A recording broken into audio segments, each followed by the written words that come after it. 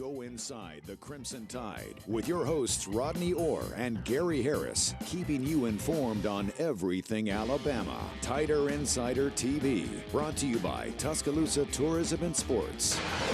Tuesday night in T-Town, you know what that means. Indeed, Alabama football, basketball, softball. We got it all covered for you on Tider Insider TV, brought to you, as mentioned, by Tuscaloosa Tourism and Sports, our good friends that do so much for our West Alabama community. Alongside Rodney Orr from TiderInsider.com, I'm WVUA 23 Sports Director Gary Harris. We got a jam-packed show for you tonight, and we're going to start it off with some news that, Rodney, I didn't see coming. I don't think you saw it coming. I don't think the fans saw it coming. And I'm not sure Nate Oats saw it coming, but it's not good news for Alabama basketball. Charles Bediako, the 7-foot center, says that, according to reports at least, that he's going to stay in the NBA draft and not return to school for his junior season. That's according to various reports. The 7-foot center is a guy that was going to be counted on not only for rim protection and defense and rebounding, but also just for leadership. He is the third Alabama underclassman that will go through the draft process, along with talented freshman forwards Brandon Miller and Noah Clowney. Now, guards Javon Quinterly and Mark Sears are also still listed as players in the draft pool, but they have until the end of the month. I think the expectation is that at least one of those guys, if not both, will come back, but you never know. Bediako, as a sophomore, you can't just look at his numbers, which are not bad. 6.4 points, 6 rebounds, and 1.8 blocks per game this past season. But again, his leadership solid on and off the court. And Rodney, let me bring you in here because you know already losing Clowney, you're losing Miller, you've had some transfers out. Noah Pringle coming back is really your only big man returning. I know you've got players coming in through recruiting and through the portal, but with Bediako leaving, this front court is going to be really, really thin this coming season. Yeah. You know, and you look at him, Gary, and the way he was kind of developing, progressing, he was going to be a major factor, obviously, next year. I think when you continue to see and project the way he would have developed and the impact that he would have had on this team. Now, he still has a little bit of time, things can change. But, it's very, very surprising. You know, last year they had the number 1 overall seed in the NCAA tournament, as we're going to take a look at Bediako here, and won the SEC regular season, won the tournament championship, got to the Sweet 16, but didn't get past the Sweet 16, which has been the bugaboo for Alabama basketball forever almost, other than 2004 when they got to the Elite Eight. Listen, I understand once you get in that tournament, anything can happen. But that's why when you have one of these special teams, at some point you got to bust through because it's hard, especially now with the portal and NIL and the draft, to retain players. And if you're really, really good, and Alabama's been really, really good 2 of the last 3 seasons, you'd like to get that Final Four because I'm just being honest here. And I think they're going to be pretty good. I don't think they're going to be awful. But this is not going to be a Final Four type team coming up this season, right? Well, and again, I think when you look at Nate Oats, the way they recruit, Gary, the way they understand the portal, how to use the portal in a way that's going to benefit the team, I still think the good thing is that this program is it's going to be on steady ground. They're going to have opportunities to have really good teams and make the runs that you're talking about and potentially, hopefully, eventually make that Final Four. Yeah, I just felt like I think everybody did it. Bediako would test the draft waters. He's not going to be a first rounder. So, he could be on a 2-way contract if he's a second-round pick. I assume there's some opportunities overseas. I've got to believe that his team, and these guys have people around them, their team, have looked into these every scenario, and they've got a financial scenario, regardless of the NBA or not, that makes them comfortable with this decision. Because I'm not sure he's going to be playing in the NBA next season, Rod. Yeah, well, again, I think we just need to see how it all plays out. Yep. But I'm with you. I mean, it's very surprising. I am excited about Pringle. I think once you're invested in him and he knows he's going to be a starter, I mean, he's got some special athletic ability. Not a great shooter, but around the basket, grabbing rebounds like a pogo stick, how quickly he jumps. So, but outside of him, they're going to be thin right now in the front court. All right, it feels like it's a tradition at the SEC baseball tournament, a weather delay on the first day. It happened again today. They were almost through the second game completed before it was a 2-hour and 7-minute rain delay between Texas A&M and Tennessee. Here's Alabama's game that finally got underway, scheduled for 4:30. It got underway at 5:50. Big play early Alabama guns down a runner at the plate to keep it 0-0. So they're in the third inning. Great job by catcher Matt Gazzetti. He took a hit there, but he hung on to the ball. We'll have highlights. We've got our Alex Booth there at Hoover, at the Hoover Met. We'll have highlights tonight for you on WVUA 23 News at 10. All right, Rod, let's stay with baseball. 8 of their last 10 wins since Jason Jackson took over as interim head coach for Brad Bohannon after his dismissal. They're on a roll. They've got the most wins they've had around here in a long time. They're hoping to host a regional for the first time since 2006. I think they're going to, Rodney. Regardless of what happens, obviously you want to win tonight and get to the double elimination round. But I think this team already has done enough, in my opinion, to host an NCAA regional. Well, we'll see. But I'll tell you what, it's been a great turnaround, as you mentioned, Gary. The record there since he's taken over has been really phenomenal. I think the players, the way they've responded has been incredible. The pitching, the hitting, all of those things have seemed to come together. They're playing with a lot of confidence. It's going to be interesting to see how they play. Here in the SEC tournament. But, yeah, I think you're right. I think they probably will host a regional. Again, Bama playing right now, looking to move into the double elimination round tomorrow, but they have to beat Kentucky tonight. All right, Alabama softball is going to host a super regional after the Tide got through the regional this past weekend. They're going to host number 12 seed Northwestern from the Big Ten beginning on Friday night. And Saturday, the if-needed game will be on Sunday. Getting to supers wasn't easy. No Montana Fouts. She did not pitch in the regional, and it came down to a winner-take-all game against Middle Tennessee on Sunday afternoon. No score in the top of the seventh. Allie Shipman be a hero. She hits a bomb to give Alabama a 1-0 lead, and that's all that Jayla Torrance would need. Over the weekend, Rod, she went 3-0, won all 3 games that Alabama won, 18.2 shutout innings, striking out 17 and just 3 walks. So you would love to have Montana. Feel like she's going to be able to go this weekend. But now you've got that second pitcher they've been looking for all year, because Jayla Torrance didn't just pitch. She was dominant. How incredible was that? I mean, really, she stepped up. That's what you have to do when you make a run. You have to have players step up in times like this. And, obviously Jayla Torrance had a great tournament, Gary, great regional. But, look, I hope Montana Fouts, I hope she can go come Friday. Well, I do think she'll be able to go. Let's talk about that, because the announcer said on Sunday on the ESPN Plus broadcast that she was available if needed, and they wound up not using her, which I think was smart. Here's video of the injury that she suffered in the SEC tournament against Arkansas. She had a big knee brace on, but if she was available if needed on Sunday, and they don't play again until Friday, and you could throw Torrance on Friday and have her available for the weekend. Rodney, my expectation, I said last week, my expectation was that she wouldn't pitch in the regional. My expectation is that she will pitch this weekend. Yeah, I think you're right, and I think she was ready to go in, as you mentioned. But, I mean, now to have this duo with Torrance, the way she's emerged, and to be able to use her and maybe not overload or overwork Montana Fouts, especially with this knee the way it is, this is really big heading into this Super Regional. Guess what? All the complaining, all the worrying, here we are 2 games away from going to Oklahoma. That's right. Going to the Women's College World Series, just 2 more wins. And really an up-and-down season, this could be quite a comeback. And I'll give Patrick Murphy credit. He said all year, sometimes you don't come together right away. That's right. Sometimes you don't come together as late. And I'm one of those that did some complaining. I don't mind sitting up here and being honest about it. But right now, get those 2 wins, and you're off to OKC. All right, still to come on Tider Insider Television. We have got a lot more on the program, as we are going to be talking about some football, of course, and football recruiting. That's coming up. And we'll hear from Nick Saban at the Knicks Kids event in Birmingham. And Alabama, as we said, has scored a commitment in the class of 2024 from one of the top high school players in the state of Alabama. This is a big one. And we'll be getting your phone calls, emails, and tweets coming up here shortly. There's the phone number, as always, 205-348-WVUA. That's 348-9882. Or you can email us at the address on your screen. We'll be right back with the only show that takes you inside the Crimson Tide, the one, the only, Tider Insider TV.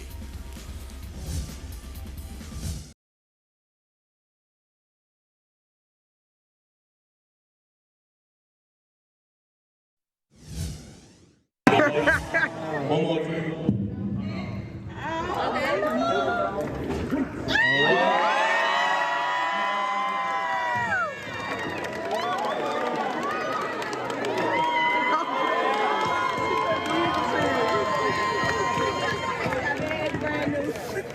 And welcome back to TITV, presented by Tuscaloosa Tourism and Sports. With Rodney Orr, I'm Gary Harris. Well, Alabama has landed another commit in the class of 2024. 4-star defensive end from Parker High School over there in Birmingham, the Parker Thundering Herd. This is a big pickup. 6'4" defensive lineman, only about 270 right now, 265, but he's going to play at about 290. A lot of people talk about his athleticism like they did Quinnen Williams. Plus, he's in-state, and he had offers from all the power programs in the SEC and around the country. So, Rodney, he's the 7th commit now for the class of 2024. And again, we know that just because they're up the road from you doesn't always mean that you get them. We look at Peter Woods from Thompson and Kelby Collins from Gardendale last year. But when you've got top-tier defensive linemen anywhere in the country, it's important to recruit them. But particularly important when they're just up the road in Birmingham. Yeah, and he looks really excited about his decision. That's really key. I think, he wants to be here. I think he's a guy, as you mentioned, all his tools, Gary. He's going to get a lot bigger. Makes a lot of plays. When I watch him, we see guys that, make tackles and some sacks here and there. It's all the other plays that he makes. I mean, he makes interceptions. He bats balls in the air. He's a very disruptive player. I think he's got a lot of potential. And guess what? You watch him at tight end, he looks pretty good at tight end as well. So it tells you a little bit about his athleticism. Yeah, very athletic. A huge pickup for Alabama. As we talked about him on a radio show this week, it's going to be different in state. Last couple of years, and even with Malzahn, I think Nick Saban had the upper hand. Now Auburn has hired a recruiting eccentric head coach in Hugh Freeze. He's going to get after it on the recruiting trail. Yeah, it's going to be really tough in the state. It's going to be more competitive, certainly, because Auburn's going to, as you mentioned, Hugh Freeze does an outstanding job in recruiting. And guess what? Other schools coming into the state, they've been coming in. Georgia's come in. They've got some top commitments. Dabo's always done it at Clemson, so it's very competitive. Yeah, Rod, it's never easy. Any other quick recruiting notes before we move along? I know a lot of people, and you asked me on your show about the former Pike Road star down near Montgomery at IMG Academy. He's only a 2025 kid. Anthony Rogers, a running back, supposed to make a decision within the next few days, next 7 or 8 days. He's got a lot of schools still on, 5 schools still on his list. Alabama's certainly in there. Gary, we'll see what happens. I don't want to make a prediction, but I say watch out for Oregon. I'm kind of getting a vibe that maybe Oregon's in there really strong. Again, he's still got about 10 days before he announces, so we'll see what happens. Yeah, Nike, NIL. He's a very explosive player. Yes, Oregon's NIL. Yes. Oregon's a player, that's for sure. All right. Thanks, Rod. Now it's time for Coach Talk. With college football changing over and over, it just keeps changing. And with just 1 week until the SEC spring meetings down in Destin, Alabama head coach Nick Saban spoke today prior to his Knicks Kids golf event over in Birmingham at Old Overton. And his emphasis going into the meetings will be on how pay-for-play has impacted the game.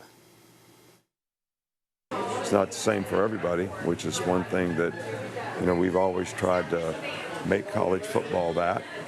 We're still trying to emphasize the fact that, you go to college to create value for your future.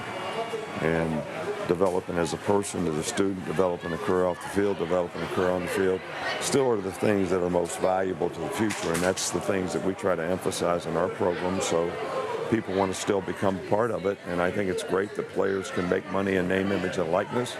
I just think we got to be careful about getting to pay for play and how that can impact the game.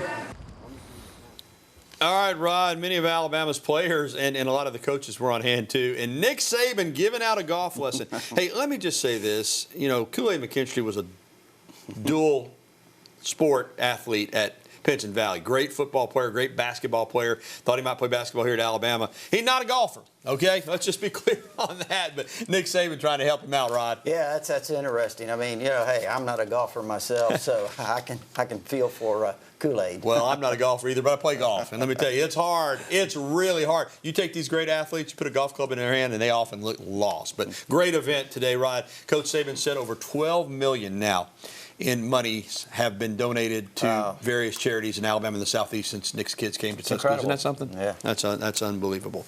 All right, still to come on TITV, find out how Alabama men's golf finished at the NCAA Regional out in Norman. And up next, we'll be taking your phone calls, your emails, and your tweets. As always, the phone number 205-348-WVUA. That's 348-9882. Or you can email us at TITV@WVUA23.com. We'll be right back with your phone calls next here on Tider Insider Television.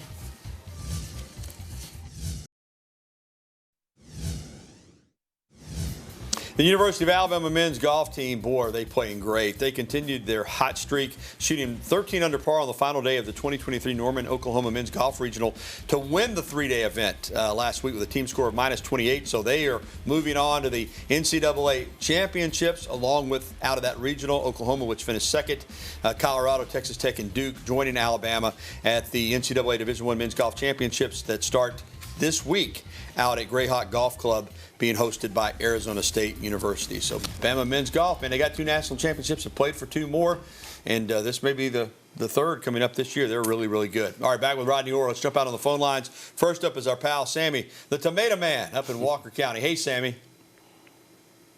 Hello, Gary and Rodney. Gary got 77 in the ground, looking great, and that rain really is going to kick them on down. Boy, they're just gorgeous, you know. Vine ripened. Can't wait to get some of them. Yes, sir. And Gary and Rodney, my question is, you know, it's never too early to think about the football season. I know we played Texas second, and I know how Coach Saban is about preparing each team, but with them being the second team, and it's going to be such a big game, you think they can prep? Do you think they'll prep a little for Texas in between the other teams? Thanks, guys. Thanks, Sammy. Yeah, they'll work some. They'll work some on all those opponents. But first game, of course, is Middle Tennessee. But the Texas game is a huge game. I don't think there's any doubt about it, Rod. I mean, you say what you want about them coming to the SEC next year, but for national rankings and for, you know, leveraging to get into the playoff, that game against Texas here at Bryant-Denny Stadium on September the 9th at 6 o'clock p.m. is a gigantic football game. Yeah, and Texas people are really thinking this is going to be their turnaround season. They won 5 in Sark's first year, 8 last year, and they think this is the turnaround team. They've got Quinn Ewers back. They've got a great core of wide receivers. They've got a really good young offensive line. They're having to replace Bijan Robinson, but they have some talented running backs. I think they returned 9 of their 11 players on defense from last year. This team's going to have some experience. You know, you look at Alabama, I think Alabama matches up really, really well, Gary. The thing is, I think if you're Texas, you're saying, hey, we're glad we're catching Alabama early. Maybe we catch them when their quarterback situation isn't totally developed or at its best. So it's certainly a game, as you look at it, you say, you know, Texas is certainly going to be a threat. Yeah, no doubt about it. All right, let's go over to Cordova and talk with John. Hey, John. Hey, my question tonight is about the quarterback situation. What do you think Nick likes the best, and what do you think we need to improve in that area? Okay, John, listen, they got 5 good quarterbacks here. You know, who he likes the best at this point, I have no idea. They're going to compete in the fall, and now you bring in, you know, Buckner from Notre Dame to compete with the 2 upperclassmen. You've got 2 true freshmen. This is a quarterback competition that we may not know the answer until the first game. No, I'm with you. I don't think we know actually until we get that handout of the depth chart the Monday of the opener. But, yeah, I mean, I think there's a reason they brought in Tyler Buckner. I mean, we know about Jalen Milroe. We know about Ty Simpson. I think both those guys certainly have a lot of potential. I think Tyler Buckner is a guy that he's a really intriguing guy you're bringing in from the portal, Gary. And I don't know if he mentioned something about recruiting, about Alabama recruiting. Yeah, but I think one coming in. Look, let me say this. You know, the Georgia fans are all talking about Dylan Raiola, the quarterback they got, #1 player supposedly. I'm really not sure that Julian Saban's not the best player in the country. Yeah, he's a natural. He's a really gifted young quarterback coming in for this next season. All right, hold tight. We'll get to more phone calls here on TITV, our email of the day as well. And there's the phone number, 205-348-9882, Tider Insider Television. We'll return right after this timeout.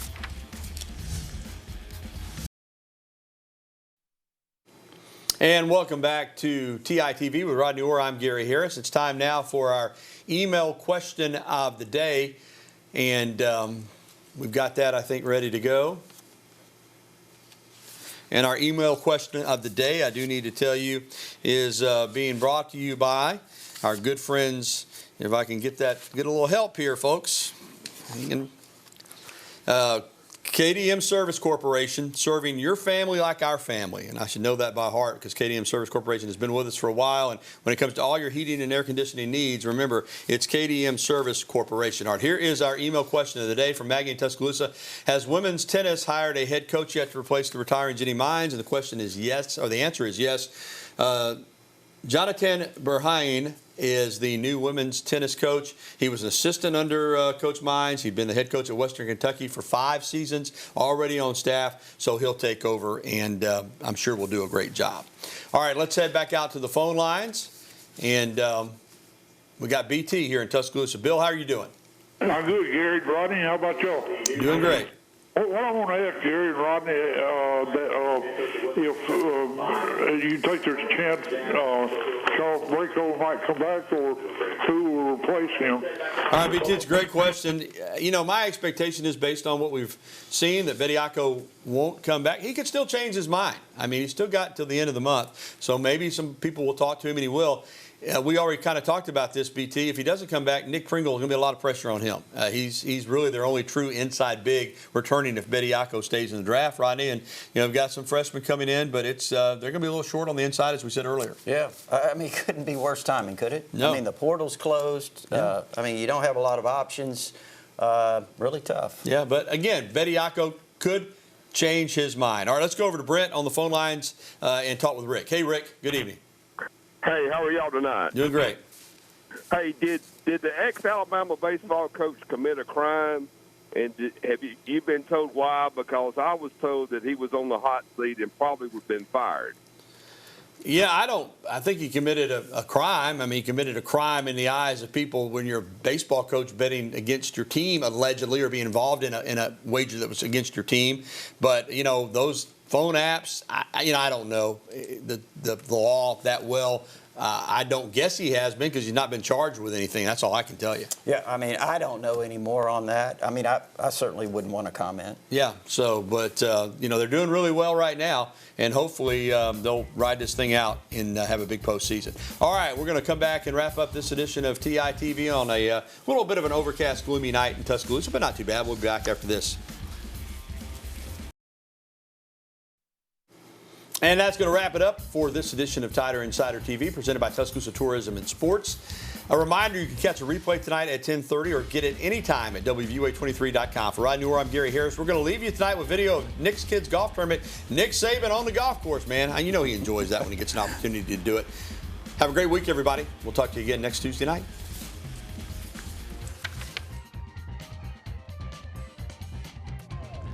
Yeah, well.